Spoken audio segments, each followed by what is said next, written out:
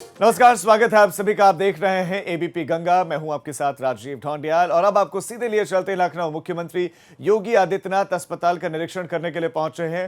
राम मनोहर लोहिया अस्पताल है, तस्वीरें आप देख रहे हैं इस वक्त। मुख्यमंत्री योगी आदित्यनाथ अस्पताल में पहुंचे हैं निरीक्षण करने के लिए। इमरजेंसी वार्ड में इस वक्त निरीक्षण कर रहे हैं। ये तस्वीरें हैं सीधी। मुख्यमंत्री योगी आदित्यनाथ राम मनोहर लोहिया अस्पताल में पहुंचे हैं। मंत्री सुरेश खन्ना भी मुख्यमंत्री योगी आदित्यनाथ के साथ मौजूद हैं। राम मनोहर लोहिया अस्पताल में पहुंचे हैं। देखिए, ये इमरजेंसी है, 24 घंटे ओपन रहती है। वहां पर मुख्यमंत्री योगी आदित्यनाथ पहुंचे हैं, जायजा ले रहे हैं।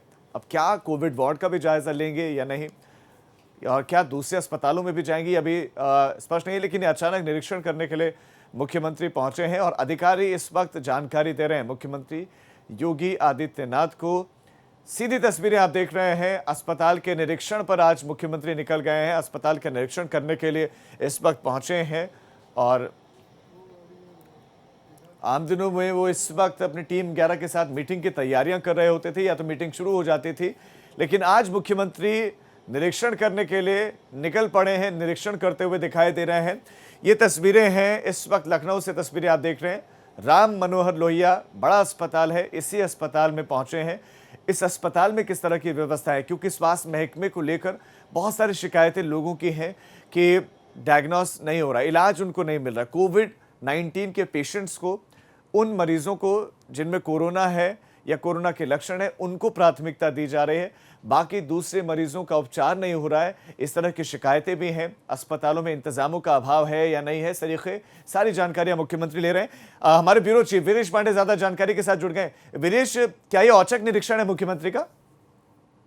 निश्चित रूप से ये औचक निरीक्षण है और मीडिया को भी महज 10 मिनट पहले बताया गया कि एएनआई से आप फीड ले सकते हैं, क्योंकि मुख्यमंत्री अचानक दौरे पर पहुंचे हैं। मुख्यमंत्री को इस बाबत कई ऐसी जानकारियां मिल रही थी कि जो हॉस्पिटल्स हैं, जो कोविड हॉस्पिटल्स हैं और अन्य हॉस्पिटल्स हैं, वहां इमरजेंसी सेवाओं में थोड़ी लापरवाहियां हो रही हैं। और क्या वजह है, किन वजहों से ऐसा हो रहा है। मुख्यमंत्री तो कल भी स्वास्थ्य मामलों पर चर्चा किए थे और परसों भी उन्होंने स्वास्थ्य मामलों पर चर्चा किया था, प्रदेश के पूरे स्वास्थ्य के हालात का जायजा लिया था। लेकिन आखिर ऐसा हो क्यों रहा है? तो अगर हम बात करें तो मुख्यमंत्री आवास से महज 3 या 4 किलोमीटर दूर है ये राम मनोहर लोहिया हॉस्पिटल, और मुख्यमंत्री बिना किसी को बताए, बिना अधिकारियों को बताए, सबको लगा कि लोक भवन जा रहे हैं, जो मुख्यमंत्री का कार्यालय है। मुख्यमंत्री कार्यालय में न जाकर, क्योंकि 10:30 से बैठक होनी थी मुख्यमंत्री की टीम 11 की, अचानक मुख्यमंत्री ने अपने चालक से कहा कि जरा राम मनोहर लोहिया हॉस्पिटल ले चलो, और वो सीधे सुरेश खन्ना के साथ पहुंच गए निरीक्षण करने, औचक निरीक्षण करने की आखिर इमरजेंसी सेवाओं के हालात क्या हैं, जरा देखा जाए, समझा जाए। क्योंकि मुख्यमंत्री इस बीच हम कह सकते हैं कि 20-25 दिन बाद औचक निरीक्षण करने निकले थे। इसके पहले कम्युनिटी किचन को उन्होंने कई जगह देखा था, महानगर में जो कम्युनिटी किचन है और दूसरी जगहों पे। वीरेश, इस बीच में हम देख रहे हैं तस्वीरें, हम दर्शकों के सामने हमने रखी हैं। मुख्यमंत्री वहां पर कुछ बुजुर्ग हैं, उनसे बात कर रहे हैं, उनसे पूछ रहे हैं। बुजुर्ग अपनी पीड़ा को मुख्यमंत्री के सामने रख रहे हैं। ये तस्वीरें आप देख रहे हैं। राम मनोहर लोहिया अस्पताल में इस वक्त मुख्यमंत्री है और औचक निरीक्षण। मुख्यमंत्री को निकलना तो लोक भवन के लिए था, सबको यही उम्मीद थी कि शायद लोक भवन अपने कार्यालय में जाएंगे, लेकिन मुख्यमंत्री कार्यालय में ना जाकर सीधे औचक निरीक्षण के लिए पहुंच गए हैं राम मनोहर लोहिया अस्पताल में। इस वक्त कुछ लोगों से बात कर रहे हैं, कुछ मरीजों से बात कर रहे हैं। शायद वो अस्पताल में आए हैं और वो अपनी शिकायतों को, उनके हाथ में कुछ पर्चियां हैं, लोगों से वो बात कर रहे हैं। इससे पहले भी इमरजेंसी वार्ड में भी मुख्यमंत्री ने लोगों से बात की थी। 2 तस्वीरें आप देख रहे हैं। एक तस्वीर मरीजों से बात बाहर की, दूसरा जब इमरजेंसी वार्ड से निकले तो मंत्री उनके साथ में मौजूद थे, तो लोगों से उन्होंने बात की है। वीरेश, क्या दूसरे अस्पतालों में भी जा सकते हैं मुख्यमंत्री? देखिए, मुख्यमंत्री की जो कार्यशैली है, इसका अंदाजा जो उनके साथ रहने वाले प्रमुख सचिव हैं और अपर मुख्य सचिव गृह अवनीश अवस्थी को देखा जा सकता है हमेशा, लेकिन उनको भी इस बात का अंदाजा नहीं रहता है कि मुख्यमंत्री का मूवमेंट होगा क्या, कब क्या कर सकते हैं और क्या पूछ सकते हैं, क्या कहाँ चल सकते हैं, कहाँ निरीक्षण कर सकते हैं। ये मुख्यमंत्री की अपनी कार्यशैली है। हर राजनीतिक व्यक्ति की अपनी कार्यशैली होती है। योगी आदित्यनाथ की ये कार्यशैली है कि उनके आसपास रहने वाले व्यक्ति को भी उनके मूवमेंट का पता नहीं चलता, उनके गतिविधियों का पता नहीं चलता, अगर आप उनसे, उनके करीब अधिकारियों से अगर बात करें तो वो ऑफ द रिकॉर्ड ये कहते हैं कि मुख्यमंत्री पता नहीं कब किस बात को पूछ ले, और 3 महीने पहले आपसे जो कही हुई बात है उसको भी वो आंकड़ों के साथ आपसे पूछ लें, इसलिए आपको हमेशा तैयार रहना होगा। विनेश, ये अच्छी बात भी है, अगर आप इस तरह का निरीक्षण करते हैं, अचानक कहीं चले जाते हैं तो आपको असलियत दिख जाती है। विनेश, क्या पता चल पाया कि क्या कोई खामियां दिखी है मुख्यमंत्री को वहां पर, किसी तरह के निर्देश मुख्यमंत्री ने दिए हैं? देखिए, इसमें बहुत समय नहीं लगेगा क्योंकि मुख्यमंत्री तुरंत एक्शन लेते हैं। जो खामियां वहां उनको दिखी होंगी वो अब किसी को बताते नहीं है, वो तुरंत एक्शन लेंगे। और जैसे ही वो टीम 11 की बैठक में अधिकारियों के साथ जो कोविड के लिए उसको संक्रमण को नियंत्रित करने के लिए बनी है उसमें बैठेंगे, और ये 3 घंटे की बैठक होती है, तो जो भी इसका कसूरवार होगा, जो भी कमियां मुख्यमंत्री को देखेंगी वो उसका सामना आपको मिल जाएगा कि 2 घंटे में क्या रिजल्ट आना है, क्योंकि बहुत देर लगाते नहीं है एक्शन लेने में योगी आदित्यनाथ की। बिल्कुल बिल्कुल, ये स्वभाव रहा भी है, ये विनेश स्वभाव रहा भी है मुख्यमंत्री का। हमने देखा कि जहां उनको कमियां दिखती हैं तो फौरन वो निर्देश दे देते हैं। तो जो टीम 11 की बैठक 10:30 बजे से विनेश होनी थी, तो क्या उस पर असर है? क्या वो मीटिंग होगी या नहीं होगी?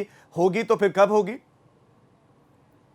तो होनी ही है, क्योंकि ये संक्रमण को रोकने के लिए बैठक है। महज मुख्यमंत्री का मूवमेंट उधर हो गया तो इसके बाद हो जाएगा। सारे अधिकारी इंतजार कर रहे हैं मुख्यमंत्री का। तो ऐसा नहीं है कि ये बैठक होगी नहीं, क्योंकि ये बैठक तो उस समय से हो रही है जब से इसका गठन है, जिसमें 20 IAS अधिकारी और IPS अधिकारी मौजूद हैं।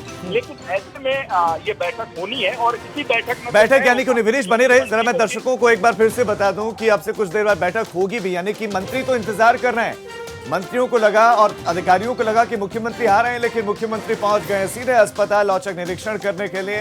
निरीक्षण किया इमरजेंसी वार्ड का, वहां पर इस वक्त मरीजों से बात को कर रहे हैं। इसके बाद हो सकता है कि कहीं और भी जाए, या हो सकता है सीधा मीटिंग में जाए, कुछ कहा नहीं जा सकता, लेकिन अधिकारी इंतजार जरूर कर रहे हैं। विनेश, टीम 11 की आज की बैठक में जो एजेंडा है वो क्या रहेगा? कौन कौन से मसलों पर चर्चा होगी आज?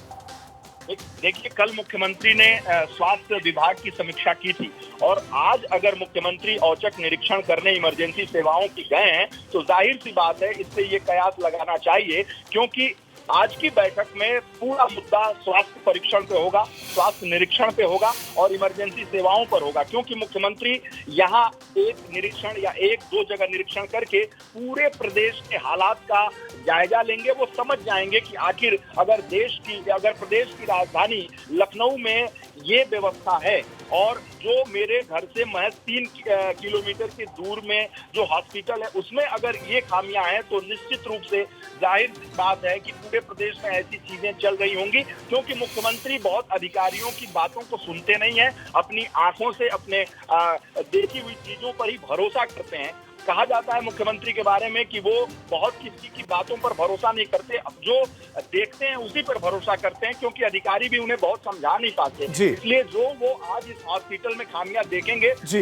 विनेश, आप नजर बनाए रखें, हम आपसे अपडेट लगातार लेते रहेंगे दोनों ही खबरों पर। आपका इस तमाम जानकारी के फिलहाल धन्यवाद। तो अस्पताल में निरीक्षण किया है, खामियां मिली हैं नहीं मिली हैं यह भी स्पष्ट नहीं है, कुछ देर बाद वो भी क्लियर हो जाएगा। और इसके बाद मुख्यमंत्री को टीम 11 के साथ बैठक शुरू करनी है, अधिकारी इंतजार कर रहे हैं। और टीम 11 की बैठक में स्वास्थ्य सेवाओं पर चर्चा हो सकती है, और कुछ और मसले भी हैं जिन पर आज मंथन किया जाएगा।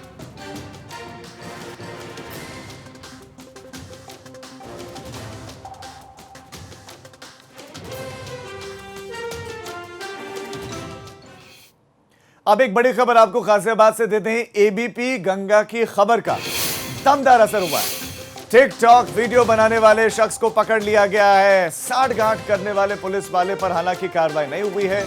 एबीपी गंगा ने खबर दिखाई थी, हमने तस्वीरें सामने रखी थी। युवक कैसे जो सरकारी संसाधन है उनका दुरुपयोग करें। वो जीप जिसमें पुलिस वालों को होना चाहिए था, वो जीप जो सुरक्षा के लिए, जिसको देखते ही लोगों के मन में विश्वास जगता है कि वो सुरक्षित हैं और डर पैदा होता है अपराधियों में, उस जीप का इस्तेमाल साठगांठ करके टिकटॉक वीडियोस बनाने के लिए किया जा रहा था। साठगांठ का खुलासा भी एबीपी गंगा ने किया था। विपिन तोमर हमारे संवाददाता ज्यादा जानकारी इस पर देंगे। विपिन, इस युवक के बारे में बताइए जो पकड़ा गया। जी देखिए, इसका नाम शानू चौधरी है, जिसको फिलहाल हिरासत में ले लिया है। सबसे बड़ी बात जो ये है, सबसे पहले एबीपी गंगा ने इस टिकटॉक वीडियो को दिखाया था, गाजियाबाद के पुलिस अधिकारियों से जवाब मांगा था इस बारे में, क्योंकि वर्दी की एक गरिमा होती है, पुलिस की एक इज्जत होती है। जैसा भी आपने कहा राजीव जी, कि पुलिस को देख के लोग इज्जत करते हैं, सुरक्षा का भाव पैदा होता है। ऐसे में सरकारी पुलिस की गाड़ी से किसी युवक का टिकटॉक बनाना अपने आप में सवालों के घेरे में है और पुलिस की गरिमा पे सवालिया निशान लगाता है। जब एबीपी गंगा ने इस खबर को दिखाया और अधिकारियों से जवाब मांगा, तो अधिकारियों ने गोलमोल जवाब दिया और कहा कि वो इसकी जानकारी कर रहे हैं। लेकिन सवाल वहीं खड़ा होता है कि बाइट में कहा गया था कि सीओ फर्स्ट को जानकारी दे दी गई, जिसकी जांच दी गई है। तो अगर सीओ फर्स्ट को जांच दी गई है, इसका मतलब सीओ फर्स्ट के क्षेत्र अधिकार में जो थाने आते हैं, ये वहीं का मामला था। इसके बाद हमने अपनी पड़ताल आगे बढ़ाई और खंगालना शुरू किया, तो हमें वो पुलिसकर्मी भी मिल गए जिनके साथ शानू चौधरी ने वो वीडियो बनाया था, टिकटॉक वीडियो बनाया था। उसके बाद अब एबीपी गंगा की खबर का असर हुआ है और युवक को पुलिस ने तलाश लिया, उसको हिरासत में ले लिया है। आपने गौर किया हो टिकटॉक के वीडियो में, वो युवक सार्वजनिक स्थल पर बिना मास्क के दिख रहा है। इतनी बड़ी कमी थी, जिसके लिए लगातार सरकार और प्रशासन इस बात को कह रहे हैं कि बिना मास्क के सार्वजनिक स्थान पे ना जाए। तो अब इसके खिलाफ, लॉकडाउन के उल्लंघन के खिलाफ इन सब पे मुकदमा उस पर कायम किया जा रहा है। लेकिन सबसे बड़ा सवाल अब भी जो है वो ये है कि जो दोषी पुलिसकर्मी है, उनके खिलाफ गाजियाबाद पुलिस कब तक कार्रवाई करेगी। सवाल यही विपिन बहुत बड़ा है कि तस्वीरें भी हम उन पुलिस वालों के दर्शकों को दिखा रहे हैं कि ये देख लीजिए, वो पुलिस वाले हैं जो सांठ-गांठ करते हैं, दोस्ती यारी निभा रहे हैं ड्यूटी के टाइम पर। और शानू चौधरी नाम के इस युवक को पुलिस की जीप दे दी गई कि जाओ तुम इसमें बैठकर टिकटॉक का वीडियो बनाओ। सवाल ये है कि जब जांच चल रही है विपिन, तो कार्रवाई, पकड़ा गया है सिर्फ ये युवक, पुलिसकर्मियों पर किसी तरह की कोई कार्रवाई नहीं, कम से कम एफआईआर तो दर्ज होनी चाहिए थी। जी बिल्कुल, देखिए जो सीओ फर्स्ट है धर्मेंद्र चौहान, उनसे भी हमारी बात हुई है, जो इस मामले के जांच अधिकारी बनाए गए हैं। उन्होंने कहा है कि वो आज अपनी रिपोर्ट सौंप देंगे। अब देखने वाली ये बात होगी कि वो अपने रिपोर्ट में पुलिसकर्मी जो है उनको कितना दोषी मानते हैं, उनके खिलाफ क्या कार्रवाई होती है। अपने राज्य के कई जिलों में इस तरह की कार्रवाई हुई है, जब टिकटॉक के दीवाने पुलिस वालों ने उस पर अपने शेयर किया है। अब देखना ये होगा कि गाजियाबाद पुलिस कोई ऐसा इतिहास रचती है जिससे आगे इस तरह गरिमा पे, पुलिस की वर्दी पे कोई दाग ना लगे। इस तरह का एक इतिहास रचने का मौका फिलहाल गाजियाबाद पुलिस पर है कि आगे कोई इस तरह की कार्रवाई ना करे। जी बिल्कुल विपिन, आपका इस तमाम जानकारी के लिए धन्यवाद। तो लापरवाही साफ तौर पर दिख रही है। ऐसे में अगर युवक को पकड़ा गया है, युवक को गुनहगार माना गया है, तो पुलिस वाले भी गुनहगार हैं, क्योंकि बिना उनके सांठ-गांठ के इस युवक ने क्राइम किया ही नहीं है, इसने अपराध नहीं किया है, इसने सरकारी संसाधनों का दुरुपयोग नहीं किया है। तो ऐसे में जितना जिम्मेदार ये युवक है, उतना ही जिम्मेदार ये पुलिस वाले भी हैं।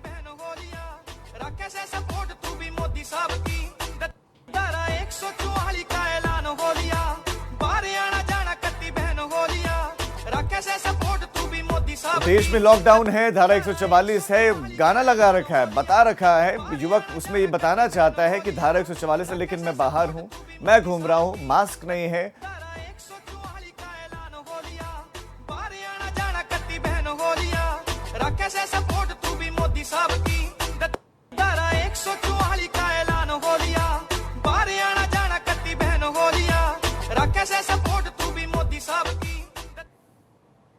तो इस युवक को एबीपी गंगा पर लगातार खबर दिखाए जाने के बाद अब पकड़ लिया गया है। एक छोटे से ब्रेक के लिए हम रुक रहे हैं।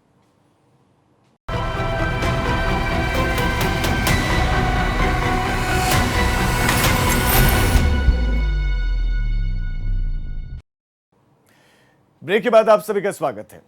अगर हाथों में हथियार हो तो दिमाग पर सनक सवार हो जाती है, लेकिन शायद कुछ लोगों को यह नहीं पता कि जान बचाने वाला यह हथियार अगर गलत हाथों में पड़ जाए तो किसी की जान भी ले सकता है। फिर चाहे वो बंदूक हो या फिर पुलिस की गाड़ी, गलत हाथों में दोनों ही काम बिगाड़ सकती हैं।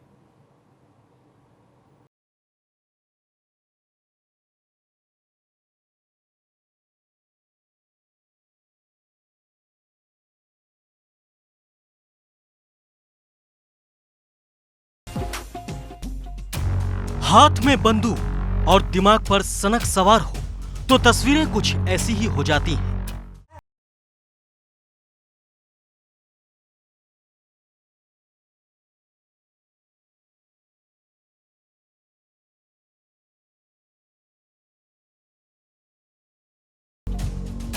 बागपत से वायरल इस वीडियो ने सोशल मीडिया में कोहराम मचा रखा है। शादी समारोह में फायरिंग के इस वीडियो के वायरल होते पुलिस का एक्शन बढ़ा तो वीडियो में दिखाई देने वाले शख्स को ढूंढा गया और फिर सामने आई इस वीडियो की पूरी हकीकत।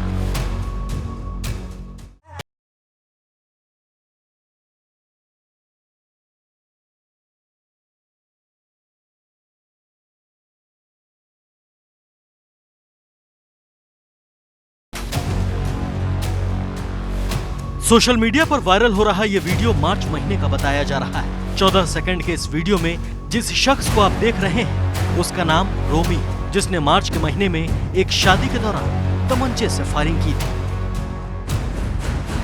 ये वीडियो छपरौली थाना क्षेत्र के तुगाना गांव का है, जहां ये रोमी अपने परिवार के साथ शादी में हिस्सा लेने पहुंचा था। तभी किसी ने इसका ये वीडियो बनाया और उसे सोशल मीडिया पर वायरल कर दिया। शादी समारोह में अवैध असलाहा से फायरिंग करने वाले रोमी को पुलिस ने गिरफ्तार कर लिया है। आरोपी रोमी को शादी में फायरिंग करना इतना महंगा पड़ा कि अब उसे पुलिस के सवालों के जवाब देने पड़ रहे हैं। साथ ही उसके खिलाफ आर्म्स एक्ट मुकदमा भी दर्ज हो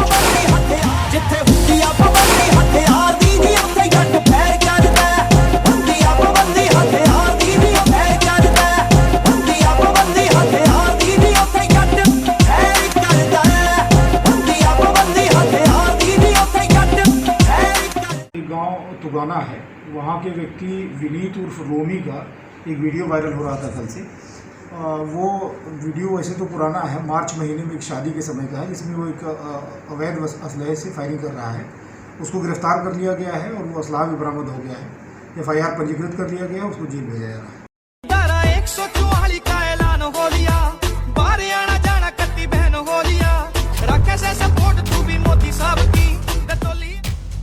ऐसी ही तस्वीर गाजियाबाद से भी वायरल हुई, जहां एक शख्स पुलिस की जीप में बैठकर टिकटॉक पर वीडियो बना रहा है। इस वीडियो में मौजूद शख्स का टिकटॉक वाला टशन आप साफ देख सकते हैं। देखिए कैसे ये शख्स पुलिस की गाड़ी में वीडियो बना रहा है। इस वायरल वीडियो में ये कहना तो मुश्किल है कि पुलिस की गाड़ी असली है या नकली, लेकिन लॉकडाउन में वायरल इस वीडियो में अगर थोड़ी सी भी सच्चाई है तो सवाल सीधे खाकी पर उठेंगे।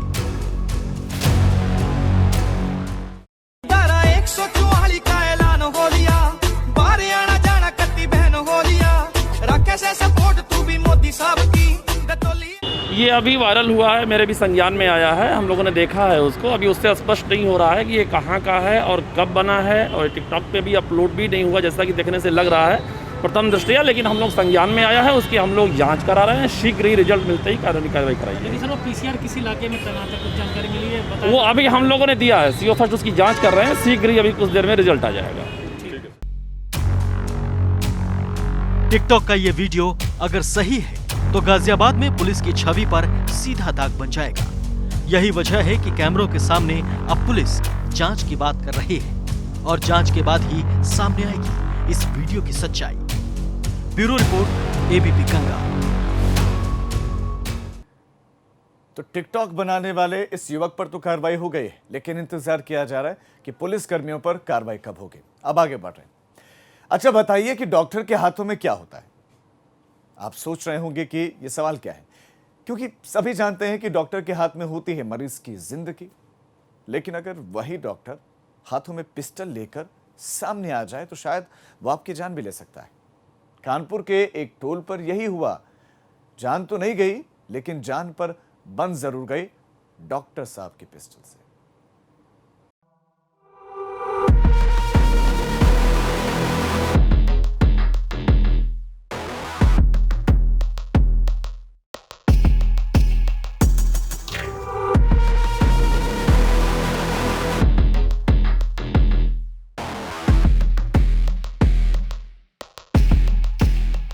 टोल मांगने का गुनाह। टोल मांगने पर आखिर कैसे किसी का गुस्सा सातवें आसमान पर पहुंच सकता है, ये जानने के लिए आपको कानपुर से आई इन तस्वीरों को देखना पड़ेगा। तस्वीरें कानपुर देहात से सामने आई हैं, जहां टोल मांगना एक कर्मचारी को इतना महंगा पड़ेगा उसने सोचा भी नहीं था। इन धुंधली तस्वीरों को गौर से देखिए। एक शख्स अपनी गाड़ी से टोल पार करने के लिए रुकता है। टोल प्लाजा पर कैश काउंटर पर कर्मचारी से बात करता है। शायद थोड़ी देर दोनों में बहस होती है और देखते ही देखते गाड़ी सवार कर्मचारी को पिस्टल दिखाने लगता है। अब आपको गुस्से वाले डॉक्टर साहब की पहचान बताते हैं, जो टोल मांगने पर लाल हो गए और टोल कर्मियों को पिस्टल की धौंस दिखाने लगे। हाथों में पिस्टल लिए इस शख्स का नाम डॉक्टर रवीश कुशवाहा है और ये पूरा मामला अकबरपुर कोतवाली के 12 टोल प्लाजा का बताया जा रहा है। 12 टोल प्लाजा पर टैक्स मांगने पर डॉक्टर रवीश ने जमकर हंगामा काटा। साथ ही डॉक्टर ने पिस्टल लहराते हुए टोल कर्मी को धमकाया। टोल टैक्स मांगने पर डॉक्टर रवीश ने पिस्टल निकाल ली और दबंगई दिखाते हुए गोली मार देने की धमकी दे डाली। इसके बाद टोल कर्मी ने तत्काल सायरन बजाकर मौके पर सुरक्षा गार्ड बुलाए, तब जाकर डॉक्टर ने अपनी पिस्टल हटाई। सरकारी अस्पताल जसैन में तैनात डॉक्टर रवीश कुशवाहा जब गाड़ी लेकर के टोल से निकल रहे थे तो टोल टैक्स को लेकर के दोनों पक्षों में कहासुनी हुई और डॉक्टर साहब द्वारा जो है अपना रिवाल्वर इसी बीच निकाल लिया गया।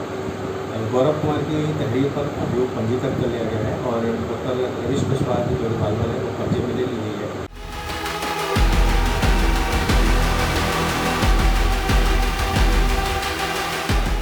है कि डॉक्टर साहब का विवादों से पुराना नाता है।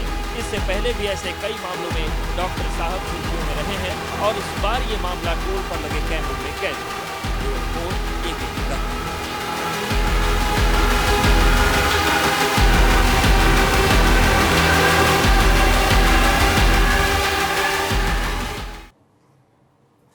अब बात होगी उन्नाव के पूरनखेड़ा गांव की, जहां पर हैवानियत की एक ऐसी कहानी लिखी है, हत्यारों ने जिसे जानकर आपकी रूह कांप उठेगी। उस बेरहम कातिल ने एक महिला और उसकी 2 बच्चियों को मौत के घाट उतार दिया और छिपकर बैठ गया किसी बिल में।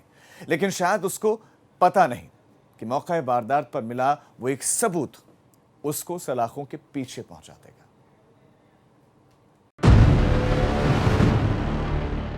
सड़क का किनारा, सूखा हुआ तालाब, पुलिस की आमद और 3 लाशें गवाही दे रही हैं उस खौफनाक वारदात की जिसकी वजह से उन्नाव के गांव पूरनखेड़ा में सनसनी फैली है।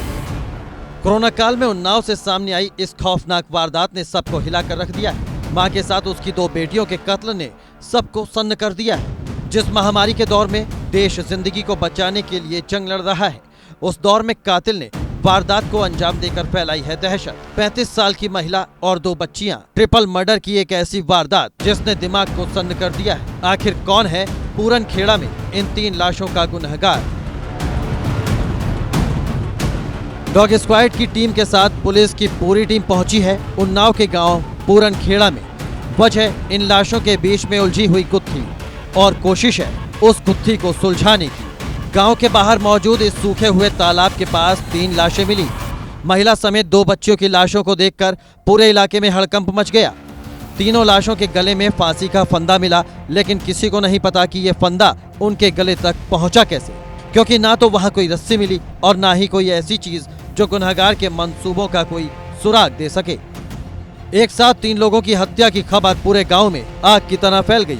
देखते ही देखते ग्रामीणों की भीड़ इकट्ठा हो गई। मौके पर फॉरेंसिक एक्सपर्ट और डॉग स्क्वाड को भी बुलाया गया। मौका वारदात से उन सबूतों को जुटाया जा रहा है जो पुलिस को गुनहगार के गिरेबान तक ले जा सके। आज सुबह सूचना मिली थी कि एक महिला है जिनकी उम्र करीब 35 वर्ष है, उनका और उन 2 बच्चियां हैं, उन्हीं की 2 बच्चियां हैं जिनकी उम्र लगभग 9 साल और 8 साल है, का शव एक सूखे तालाब के पास मिला है। सूचना मिलते ही तत्काल पुलिस की टीम यहाँ मौके पे आ गई है और एफएसएल की, डॉग स्क्वाड की और सर्विलांस की टीम भी मौके पे पहुँच रही है। जो लाशें हैं उन पे कपड़े का फंदा लगाकर हत्या करने की प्रथम दृष्टया प्रतीत हो रहा है। वारदात के पीछे की वजह साफ नहीं हो सकी है। पुलिस पारिवारिक कलह के एंगल को भी खंगाल रही है। पुलिस ने मृतक महिला के पति और देवर को हिरासत में लिया है। शक की सुई दोनों की ओर घूम गई है, क्योंकि पुलिस को पहली नजर में मामला पारिवारिक कलह का जान पड़ रहा है। परिजनों से बातचीत में आ रहा है कि ये पारिवारिक विवाद का मामला हो सकता है। इस सिलसिले में महिला के पति और उनके देवर को पुलिस की कस्टडी में लेकर पूछताछ की जा रही है। शव को कब्जे में लेकर पंचायतनामा और पोस्टमार्टम की कार्रवाई करवाई जाएगी। शीघ्र ही इस घटना का अनावरण कर दिया जाएगा। आखिर क्या वजह रही होगी जो कातिल ने बच्चों को भी नहीं बख्शा? महिला के साथ साथ मासूम बच्चों को भी मौत के घाट उतार दिया गया। वहशी से कम नहीं होगा कातिल जिसने कोरोना काल में इतनी खौफनाक वारदात को अंजाम दिया। आशीष, उन्नाव, एबीपी गंगा। तो इस बुलेटिन में फिलहाल इतना ही, लेकिन एक छोटे से ब्रेक के बाद देखिए प्रदेश प्लस।